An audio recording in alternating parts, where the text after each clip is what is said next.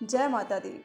सभी भक्तजनों को मेरा नमस्कार। माँ दुर्गा सभी पे अपना आशीर्वाद बनाए रखे। तो आइए आज दुर्गा सप्तशती के अध्याय 6 और 7 का पाठ करते हैं। छठा अध्याय।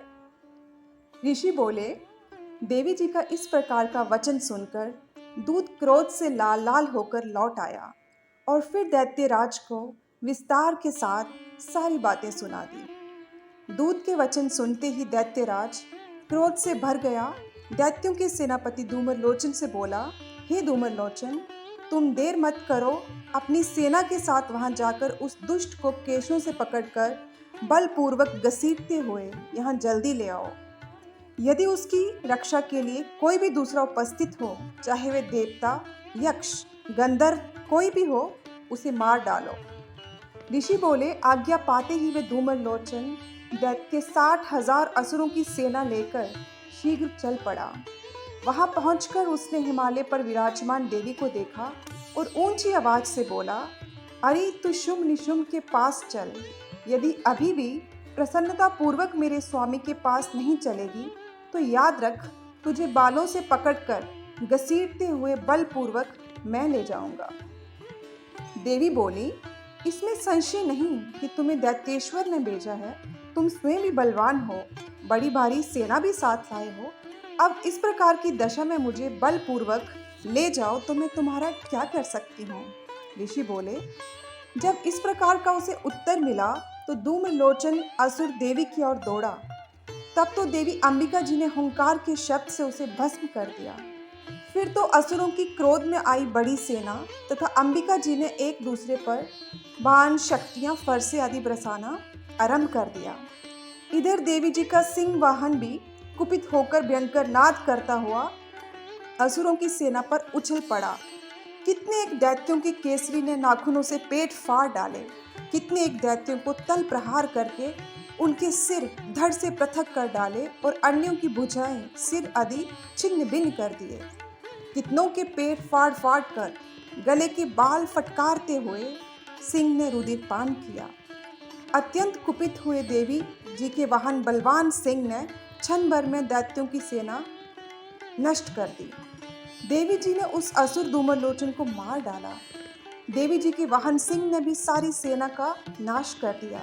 शुंभ ने जब ये सुना तो उसके क्रोध का पारा चढ़ गया और उसके होंठ कांपने लगे।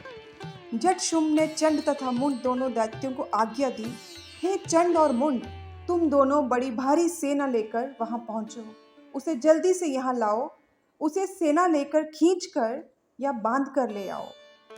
यदि इस प्रकार लाने में तुम लोगों को संशय हो तो युद्ध करो। सभी प्रकार के अस्त्र शस्त्रों से सारे असुर मिलकर उसे मार डालो। उस दुष्टा के मर जाने पर और सिंह के भी मर जाने पर जिस दिशा में भी अंबिका पड़ी हो, उसे बांध कर अपने साथ शीघ्र ले आओ। छठा अध्याय समाप्त। बोलो जय माता दी। सातवां अध्याय।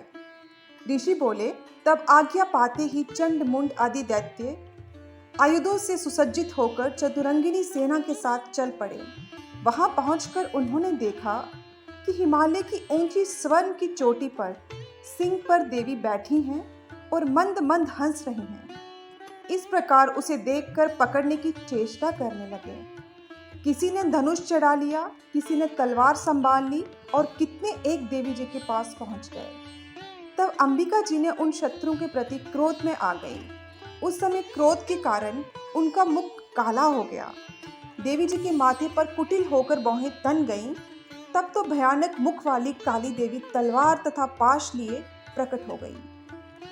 उस समय अद्भुत सा खटवांग धारण किया हुआ नरमुंड माला शोभित थी। फीते के चर्म की साड़ी पहने थी। शरीर का मांस सूखा हुआ दिखाई देता था। अत्यंत भयानक रूप था। मुख को विस्तार से खोल रखा था। लप लपाती हुई जीवा और भी भयानक थी। धंसी हुई लाल लाल आंखें थी। गर्जना से सभी दिशाओं को भर दिया था। तब तो बड़े वेग से दैत्य सेना पर टूट पड़ी। बड़े बड़े असुरों को मारती हुई उनका भक्षण करने लगी। उन 5 रक्षकों को, अंकुशधारियों को, महावत तथा योद्धाओं को, घंटों के साथ कितने हाथियों को एक ही हाथ से पकड़कर मुंह में डालने लगी। वैसे ही घोड़ों के साथ रथों को एवं सारथियों को मुंह में डाल डालकर अत्यंत भयानक रूप से दांतों से उन्हें चबाती जाती थी। किसी की केश पकड़ लेती तो किसी की गर्दन दबा डालती, किसी को पैरों से दबोच लेती तो किसी को छाती से धकेल कर मार गिराती। असुरों के द्वारा छोड़े हुए अस्त्र शस्त्रों को मुंह से पकड़ती जाती और दांतों से पीसती जाती। काली जी ने इस प्रकार बलवान दुरात्मा असुरों की वह सेना कुचल डाली, कितने ही असुरों को मार दिया। उस देवी ने कुछ एक तलवार से काट गिराए, कुछ एक खटवांग से पीट दिए और कुछ एक दांतों से कुचल दिए। क्षण भर में राक्षसों की वह भारी सेना मार पीट कर गिरा दी। ये देख चंड उस भयानक काल की ओर दौड़ा। इधर महासुर मुंड ने भी महाभयंकर बाणों की वर्षा से उस भयानक आंखों वाली देवी को ढांप दिया। वह अनेक चक्र देवी के मुख में प्रवेश करते हुए इस प्रकार दिखने लगे जैसे बहुत से सूर्य बिंब बादलों के पेट में समाते जा रहे हों। तब तो जिसके भयानक मुख के भीतर जिसका देख सकना भी कठिन था, ऐसे दांतों के प्रकाश से दमकती हुई अत्यंत क्रोध में आकर भयानक गर्जना करती हुई वह काली भीषण अट्टहास करने लगी। हूं हूं करती हुई बड़ी तलवार लिए हुए देवी चंड पर कूद पड़ी। उसे बालों से पकड़कर उसी तलवार से जट चंड का सर काट दिया। तब चंड को इस प्रकार मारा गया देखकर मुंड देवी की ओर दौड़ा। कुपित काली ने तलवार से मारकर पृथ्वी पर मुंड को भी गिरा दिया। महाबली मुंड को मरा हुआ देखकर और सेना का नाश होता देखकर शेष सेना भयभीत होकर इधर उधर भाग गई।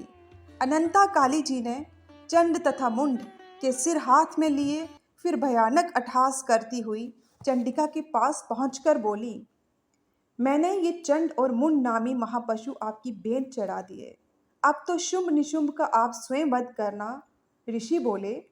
अपने सम्मुख लाए गए चंड मुंड महासुरों को देख कल्याणी चंडिका काली से ललित वचन बोली, हे देवी कालिके, क्योंकि तुम चंड मुंड को लेकर मेरे पास आई हो, इस कारण लोक में चामुंडा नाम से तुम्हारी ख्याति होगी। 7वां अध्याय समाप्त। बोलो जय।